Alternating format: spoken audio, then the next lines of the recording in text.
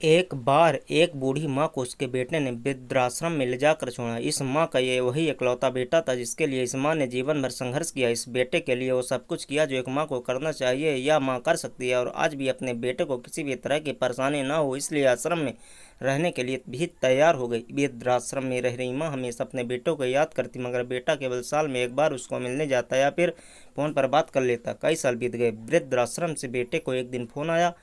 उन्होंने कहा, बेटा जल्दी से आश्रम आके अपनी माँ से मिल लो, वो बहुत सीरियस है। बेटा जब अपनी बीमार माँ के पास पहुंचा तब वह अपनी आखिरी सांसें गिन रही थी। बेटे ने अपनी माँ से पूछा, उसकी आखिरी इच्छा पूछते हुए कहा, माँ मैं तुम्हारे लिए क्या कर सकता हूँ बताओ। माँ ने कहा, बेटा इस आश्रम में गर्मी और मच्छर बहुत ज़्यादा है, यहाँ पर कुछ पंखे लगवा देना। फ्रिज ना होने की वजह से यहाँ पर हम बूढ़ों को कई बार भूखे पेट ही सोना पड़ता है, क्योंकि किसी का दिया हुआ खाना खराब होने से नहीं बचा पाते। तो इस आश्रम के लिए एक दो फ्रिज भी खरीद कर दे देना। बेटे ने अपनी माँ की सारी बातें सुनी और अपनी माँ से पूछा, आपने इतने साल यहाँ पर निकाल दिए पर आपने कभी यह बात मुझसे नहीं कही, और आज अब जब आपके पास टाइम नहीं बचा तब आप ये सब कह रही हैं, ऐसा क्यों। माँ ने बेटे को जवाब देते हुए कहा, बेटा मैंने गर्मी भूख पीड़ा सहन कर ली, लेकिन तुम मुझे पता है जब तेरे बच्चे तुझे यहाँ पर छोड़कर जाएंगे तब तो ये सहन नहीं कर पाएगी, इसलिए